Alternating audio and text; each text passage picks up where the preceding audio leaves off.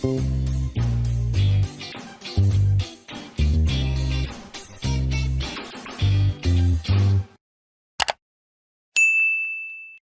நான் chef Dheena. Welcome back to chef Dheena's kitchen. இன்றைக்கி நம்ம கிச்சனில் பார்க்க போது வாழைக்காவை வச்சு நம்ம பண்ணுற ஒரு ரெசிபி. நம்ம நார்மலாக வீட்டில் வாழைக்காய் வச்சு பண்ணும்போது வாழைக்காய் பொரியல் இல்லை வறுவல் இல்லைன்னா வாழைக்காய் வந்து அந்த மிளகு இஞ்சி பூண்டு பேஸ்ட்லாம் போட்டு பண்ணுற மாதிரி ரெசிபிகள் நானும் ஷேர் பண்ணியிருக்கேன். இந்த ரெசிபி பார்த்திங்கன்னா இந்த வாழைக்காய் சுக்கா, இந்த ராவானா சுக்கா சொல்லுவாங்க. இதை பர்டிகுலர் பார்க்கும்போது இந்த எண்ணெயில் ஃப்ரை பண்ணி எடுத்து அதுக்கப்புறம் வெங்காயம் தக்காளி டாஸ் பண்ணுவோம். அதுக்கு முன்னாடி வந்து இந்த எண்ணெயில் ஃப்ரை பண்ணும்போது இந்த வாழைக்காய் வந்து அந்த சீசனிங், அந்த உப்போட தன்மைலாம் தெரியாது. அப்போ என்ன பண்ணால் உப்பு இஞ்சி பூண்டு பேஸ்ட் மஞ்சள் போட்டு மேரினேட் பண்ணிட்டு எவ்வளோ நேரம் ஊற வச்சு ஃப்ரை பண்ணால் அந்த சுக்கா வந்து ரொம்ப நல்லாயிருக்கும். அதே டைமில் நீங்கள் அந்த வெங்காயம் தக்காளி வதங்குற பக்கம் எப்படி வதக்கணும், ரொம்ப அதிகமாக குக் பண்ணி போட்டால் அந்த மசாலாவோட டேஸ்ட் பக்கம் எல்லாம் மாறும். ஸோ இந்த மாதிரி ஏகப்பட்ட விஷயங்கள் ஷேர் பண்ணியிருக்கேன். இந்த வாழைக்காய் சுக்கா உங்கள் எல்லாருக்கும் ரொம்ப பிடிக்கும். நீங்கள் நார்மலாக சாப்பிட்ற அந்த வாழைக்காய் ப்ரிப்பரேஷனோட இந்த வாழைக்காய் சுக்கா பார்த்தீங்கன்னா முழுசாகவே இருக்கும். இது சுக்காவும் சொல்லலாம், வாழைக்காய் சாப்ஸும் சொல்லலாம். அந்தளவுக்கு பிரமாதமான ரெசிபி. இந்த மாதிரி வாழைக்காய் வச்சு பண்ணுற ரெசிபியோட நல்ல ஒரு கிள்ளி போட்ட சாம்பார் வச்சு சாப்பிட்டீங்கன்னா அந்தளவுக்கு பிரமாதமாக இருக்கும்.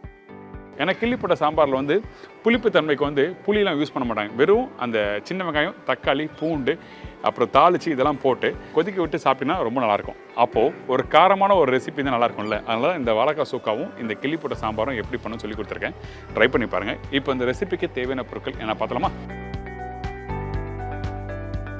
வாழைக்காய் சுக்காக்கு தேவையான பொருட்கள்: வாழைக்காய் 2 நம்பர், சோம்பு 1 டீஸ்பூன், தக்காளி 2 நம்பர், வெங்காயம் 1 நம்பர், இஞ்சி பூண்டு பேஸ்ட் 1 டீஸ்பூன், மஞ்சத்தூள் சிறிதளவு, குழம்புத்தூள் 1/2 டீஸ்பூன், பெப்பர் பவுடர் 1 டீஸ்பூன், சோம்பு பவுடர் 1/4 டீஸ்பூன், கருவேப்பிலை சிறிதளவு, கொத்தமல்லி தேவையான அளவு, உப்பு தேவையான அளவு, எண்ணெய் சமைக்கிறதுக்கு தேவையான அளவு. இதாங்க இந்த ரெசிபிக்கு தேவையான பொருட்கள். ஃபஸ்ட்டு நம்ம என்ன பண்ணுறோன்னா வாழைக்காவை இந்த மாதிரி பொடிசாக கட் பண்ணி எடுத்துக்கோங்க. தோலை சீவிட்டு அதுக்கப்புறம் வாழைக்காய் கொஞ்சம் பெருசாக கட் பண்ணக்கூடாது. எதுக்காக கேட்டிங்கன்னா நீங்கள் ஃப்ரை பண்ணி மசாலா போட்டு மிக்ஸ் பண்ணும்போது அப்போது இந்த மசாலா வந்து சரியாக இறங்காது. அந்த ஒரு காரணத்துக்காக இந்த மாதிரி வாழைக்காவை கட் பண்ணி தண்ணியில் போட்டு வச்சுக்கோங்க. அதுக்கப்புறம் நல்லா வடிகட்டி இந்த மாதிரி ஒரு சின்ன பவுலில் போடுறோம். இதுக்கப்புறம் இந்த இடத்துல சீசனிங், அதாவது உப்பு தேவையான அளவுக்கு கொஞ்சமாக போடுறோம். இந்த இடத்துல உப்பு போடும்போது அரை உப்பு போட்டால் போதும், அதிகமான உப்பும் வேண்டாம். சரிங்களா? இதுக்கப்புறம் இஞ்சி பூண்டு பேஸ்ட்டு மஞ்சத்தூள் போட்டு நல்லா மிக்ஸ் பண்ணுறேன்.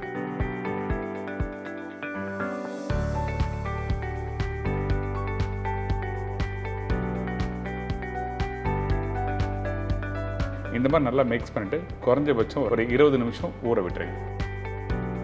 அதுக்கப்புறம் எண்ணெயில் ஃப்ரை பண்ண ஆரம்பிக்கலாம். அப்போ தான் அந்த உப்பு இஞ்சி பூண்டு பேஸ்ட்டு மஞ்சத்தூள் இது எல்லாமே வந்து மிக்ஸ் ஆகும். அதே டைமில் அந்த பச்சை வாசனை தெரியாது. இதுக்கப்புறம் கரெக்டான எண்ணெய் சூடில் 1 by 1 போட்டு ஃப்ரை பண்ண ஆரம்பிச்சிருங்க. நீங்கள் வாழைக்காய் வந்து ஃப்ரை பண்ணுறதுக்கு முன்னாடி பார்த்தீங்கன்னா கையில் நல்லா வெயிட்டாக இருக்க மாதிரி தெரியும். ஆனால் ஃப்ரை பண்ணி முடித்த பிறகு பார்த்தீங்கன்னா அந்த வெயிட்டோட தன்மை பஞ்சு மாதிரி ஆகிடும். அதனால தான் சொல்கிறேன், ஃப்ரை பண்ணி முடித்த பிறகு வெயிட் இருக்கா சொல்கிறேன்.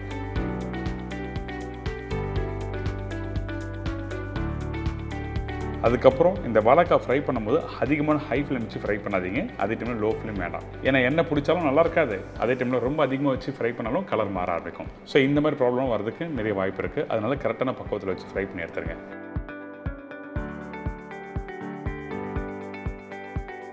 ஃப்ரை பண்ணி முடித்த பிறகு இந்த மாதிரி தான் இருக்கும். கையில் எடுத்து பார்த்தீங்கன்னா பஞ்சு போல் நல்லா சாஃப்டாக இருக்கும்.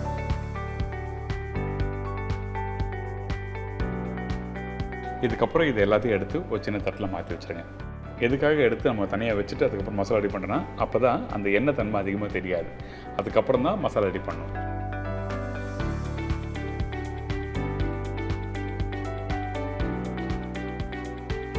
இதுக்கப்புறம் கொஞ்சமாக எண்ணெய், இந்த எண்ணெய் கொஞ்சம் ஊற்றின பிறகு கொஞ்சம் சூடாகும். பார்த்தீங்கன்னா அந்த டைமில் சோம்பு போடுங்க.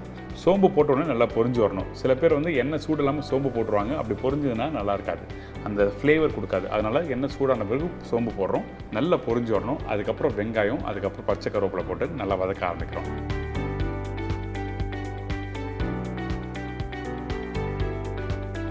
வதக்கிற பக்கம் என்ன கேட்டிங்கன்னா இந்த மாதிரி ஒரு 40% வதங்கினா மட்டுமே போதும். 40 to 50% சொல்லலாம். எதுக்காக 40 to 50% சொல்கிறேன் கேட்டிங்கன்னா அந்த வெங்காயம் முழுசாக தெரியணும். இல்லைன்னா ரொம்ப வதக்க கலர் மாற ஆரம்பிச்சிடும். அப்போ தொக்கு மாதிரி கான்செப்ட் போயிடும். அந்த மாதிரி போகக்கூடாது. வெங்காயம் இந்த மாதிரி வதக்கிட்டு இதுக்கு பிறகு இஞ்சி பூண்டு பேஸ்ட் போட்டு நல்லா வதக்கிட்டு அதுக்கப்புறம் வந்து தக்காளி போடுறோம். தக்காளி போட்ட பிறகு 2 செகண்ட் நல்லா வதக்குங்க.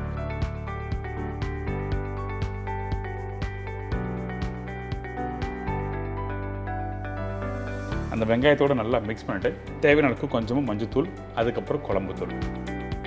இந்த குழம்புத்தூள் எப்படி ரெடி பண்ணுற சொல்லி நம்ம சேனல் ஆல்ரெடி கொடுத்துருக்கேன். நீங்கள் வேணால் அதை போய் செக் பண்ணி பார்க்கலாம். அப்படி இல்லைனா நீங்கள் வீட்டில் யூஸ் பண்ண அந்த குழம்புத்தூள் உங்களுக்கு காரத்துக்கு ஏற்ற மாதிரி யூஸ் பண்ணிக்கோங்க. இதுக்கப்புறம் தேவையான அளவுக்கு உப்பு போட்டு நல்லா மிக்ஸ் பண்ணுறோம். அந்த வெங்காயம், தக்காளி, அந்த மசாலாலாம் கொஞ்சம் நல்லா மிக்ஸ் ஆகி வர டைமில் கொஞ்சமாக தண்ணி ஊற்றி வதக்க ஆரம்பிங்க. அதிகமான தண்ணி வேண்டாம், கொஞ்சமாக ஊற்றினா மட்டுமே போதும். ஏங்கிட்டனா அந்த வெங்காயம் தக்காளி நல்லா முழுசாக தெரியணும். இந்த ரெசிபி பொறுத்த வரைக்கும் பார்த்தீங்கன்னா அந்த வாழைக்காவோட சேர்த்து வெங்காயம் தக்காளி கடிச்சு சாப்பிடும்போது தான் நல்லாயிருக்கும். எல்லாம் மசிஞ்ச மாதிரி இருந்ததுன்னா அது வந்து பெப்பர் மசாலா கான்செப்டோ இந்த மாதிரி போயிடும். அந்த மாதிரி போகக்கூடாது. சரிங்களா? இப்போ இந்த வெங்காயம் தக்காளி ரெடி ஆகிடுச்சு. இப்போ எடுத்து பார்த்தீங்கன்னா இந்த மாதிரி பக்குவத்தில் வந்திருக்கும். இதுக்கப்புறம் ஃப்ரை பண்ணி வச்சுருக்கேன் இந்த வாழைக்காவை நம்ம போடுறோம். இந்த வாழைக்காய் போட்ட பிறகு மிளகுத்தூள் போடுறோம். இந்த மிளகுத்தூள் பார்த்தீங்கன்னா கடைசி ஸ்டேஜில் தான் போடுறோம். நீங்கள் ஏற்கனவே யூஸ் பண்ணியிருக்க அந்த குழம்புத்தூளோட அந்த பெப்பர் தூளை போட்டு நீங்கள் குக் பண்ணினா உங்களுக்கு அந்த பக்குவம் மாற ஆரம்பிக்கும். அதனால் நம்ம என்ன பண்ணுறோன்னா கடைசியாக பெப்பர் தூள், கொஞ்சம் சோம்பு பவுடர், அதுக்கப்புறம் வந்து கொத்தமல்லி போட்டு நல்லா மிக்ஸ் பண்ணி ஒரு 2 நிமிஷம் குக் பண்ணுங்கள். போதும். ரொம்ப நேரம் குக் பண்ணாலும் உங்களுக்கு நல்லா இருக்காது. அது மட்டும் இல்லை, இந்த மாதிரி ரெசிபிகளை பார்த்தீங்கன்னா நல்லா சுட ரெடி பண்ணி அப்படியே சாப்பிட்டீங்கன்னா ரொம்ப நல்லாயிருக்கும். நீங்கள் மதியம் ரெடி பண்ணிவிட்டு நைட்டு சாப்பிட்டீங்கன்னா அந்த வாழைக்காய் வந்து எப்படி இருக்குன்னா அந்த கிரன்ச்சினஸ் போய்டும். உங்களுக்கு காரத்தன்மை மட்டும்தான் இருக்கும். அதனால் நம்ம என்ன பண்ணுறோன்னா ரெடி பண்ணி முடிச்சோடனே சூடாக கொடுத்து பாருங்கள். வீட்டில் இருக்கவங்க நல்லா விரும்பி சொல்கிறாங்க.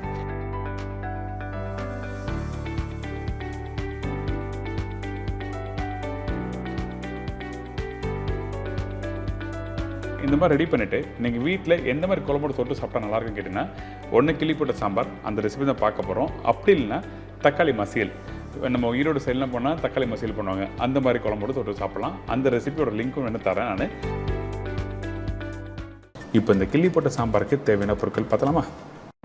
கிள்ளி போட்ட சாம்பார் தேவையான பொருட்கள்: துவரம்பருப்பு 1 கப்பு, பாசிப்பருப்பு 1/2 கப்பு, சின்ன வெங்காயம் 25 நம்பர், மீடியம் சைஸ் தக்காளி 2லேருந்து 3 நம்பர், பூண்டு 20 பல்லு, பச்சை மிளகாய் 3, காய்ந்த மிளகாய் 5 நம்பர், மஞ்சத்தூள் 1/2 டீஸ்பூன், சில்லி பவுடர் 1/4 டீஸ்பூன், தனியா பவுடர் 1/2 டீஸ்பூன், சீரகம் 1/4 டீஸ்பூன், கடுகு தாளிப்புக்கு தேவையான அளவு, பெருங்காயம் 1/2 டீஸ்பூன், கருவேப்பிலை தேவையான அளவு, கொத்தமல்லி தேவைக்கேற்ற, உப்பு 2 டேஸ்ட், நல்லெண்ணெய் குக் பண்ணுறதுக்கு தேவையான அளவு, நெய் 2 டேபிள் ஸ்பூன். இதாங்க கிள்ளி போட்ட சாம்பாருக்கு தேவையான பொருட்கள். இந்த கிள்ளி போட்ட சாம்பாருக்கு நம்ம என்ன பண்ண போகிறோம்னா முதல்ல பருப்பு வேக வைக்க போகிறோம். இந்த பருப்பு என்ன ரேஷியோ என்ன கேட்டிங்கன்னா, 1 கப்பு துவரம்பருப்பு போடுறீங்கன்னா அதில் 1/2 கப் அளவுக்கு பாசிப்பருப்பு போடணும். அந்த பாசிப்பருப்பு போட்ட பிறகு தண்ணி,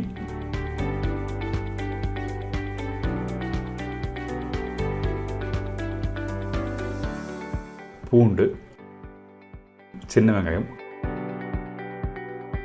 கருவேப்பிலை, பச்சை மிளகா காரத்துக்காக இந்த இடத்துல யூஸ் பண்ணுறோம். அதுக்கு பிறகு மஞ்சத்தூள்.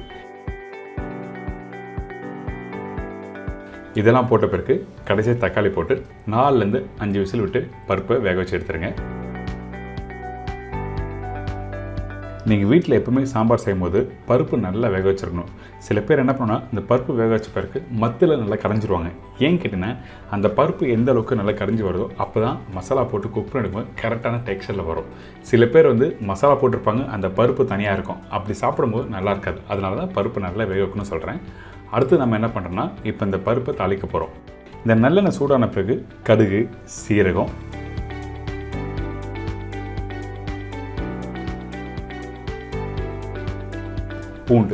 பூண்டு நல்லா இடித்து போட்டிருக்கோம். ஃபஸ்ட்டு வேக வைக்கும்போது உரிச்ச பூண்டு போட்டிருப்பேன், ஆனால் தாளிப்பில் தோலோடு இடித்து போட்டிருப்போம்.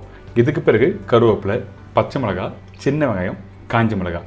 இந்த கிள்ளி போட்ட சாம்பாருக்கு காரணம் என்ன கேட்டிங்கன்னா, இந்த காஞ்ச மிளகாவை நல்லா ஒன்று பாதியாக உடச்சி போடுவாங்க, அதாவது பிச்சு போடுவாங்க. விதையோடு போட்டிங்கன்னா கொஞ்சம் காரமாக இருக்கும், விதை இல்லாமல் போட்டிங்கன்னா காரம் கம்மியாக இருக்கும். நீங்கள் வீட்டில் உங்களுக்கு ஏற்ற மாதிரி நீங்கள் போட்டுக்கலாம். இதுக்கப்புறம் இந்த தாளிப்புலாம் போட்ட பிறகு இந்த வெங்காயம், காஞ்ச மிளகாய், கருவேப்பிலை நல்லா வதக்குங்க. வதங்கி வர டைமில் கட் பண்ணி வச்சுருக்க தக்காளிகளை யூஸ் பண்ணுறோம். தக்காளி 2லேருந்து 3 தக்காளி சொல்லியிருக்கேன்ல, அதில் 1 தக்காளி வேக வைக்கும்போது யூஸ் பண்ணியிருக்கேன், மீதி தக்காளி இந்த இடத்துல போட்டிருக்கேன். அதே மாதிரி தான் மஞ்சத்தூள் 1/4 டீஸ்பூன், மசாலா ரெடி பண்ணும்போது 1/4 டீஸ்பூன், பருப்பு வேகும் போது. இதுக்கு பிறகு சில்லி பவுடர், தனியா பவுடர், உப்புலாம் போட்டிருக்கேன். இந்த கிள்ளி போட்ட சாம்பார் செய்யும்போது மிளகாத்தூளோ தனியாத்தூளோ அதிகமாக போடக்கூடாது. காஞ்ச மிளகாய் காரத்துக்கும் பச்சை மிளகாய் காரத்துக்காக மட்டும்தான் யூஸ் பண்ணணும். இப்போ இதெல்லாம் போட்ட பிறகு இந்த எண்ணெயில் போட்டு லைட்டாக வதக்குங்க. வதங்கி வர டைமில் கொஞ்சமாக தண்ணி ஊற்றி நல்லா கொதிக்க விடுறோம். அதே டைமில் நீங்கள் உப்பு காரம் கரெக்டாக இருக்க செக் பண்ணுங்கள். இந்த இடத்துல இன்கேஸ் காரம் கம்மியாக இருந்ததுன்னா அந்த டைமில் பவுடர் மசாலா போடாது, பச்சை மிளகாய் வேணால் நீங்கள் ஒன்று போட்டுக்கலாம்.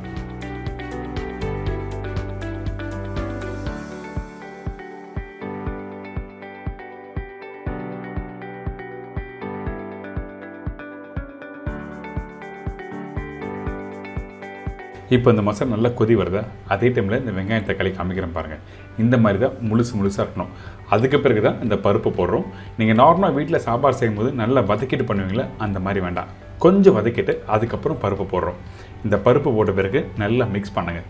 கொஞ்சம் கெட்டியாகும். அதுக்கு பிறகு தேவையான அளவுக்கு தண்ணி ஊற்றி டைல்யூட் பண்ணி ஃபைனலாக கொஞ்சம் கொத்தமல்லி நெய் போட்டு மிக்ஸ் பண்ணி எடுத்திங்கன்னா இந்த ப்ரிப்பரேஷன் ரெடி. இப்போது பருப்பு நல்லா மிக்ஸ் பண்ணியாச்சு. இந்த இடத்துல கடைசியாக பெருங்காயம் போடுங்க. இந்த மாதிரி சாம்பார் ப்ரிப்பரேஷன் பண்ணும்போது பெருங்காயம் கடைசியாக போட்டு கொஞ்சம் கொத்தமல்லி போட்டு நல்லா மிக்ஸ் பண்ணுங்கள்.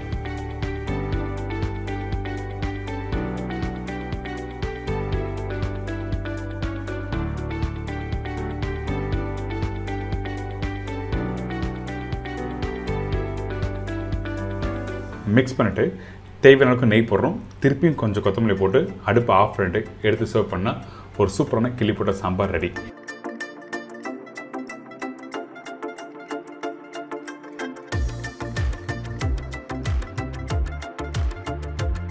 என்னங்க உங்கள் எல்லோரும் ரொம்ப பிடிச்சிருக்கோம். ஒரு அருமையான காம்போவில் கொடுத்துருக்கேன். அதாவது ஒரு வாழைக்காய் சுக்கா எப்படி ரெடி பண்ணணும், அதே டைமில் கிள்ளி போட்ட சாம்பார் எப்படி ரெடி பண்ணணும்னு சொல்லிட்டு ஒரு சூப்பரான ரெசிபி ட்ரை பண்ணி பாருங்கள். உங்கள் எல்லோரும் ரொம்ப பிடிச்சின்னு நினைக்கிறேன். இதே மாதிரி நாளைக்கு இன்னும் ஒரு சூப்பர் ரெசிபி சந்திக்கலாம். நன்றி, வணக்கம், see you, bye, take care.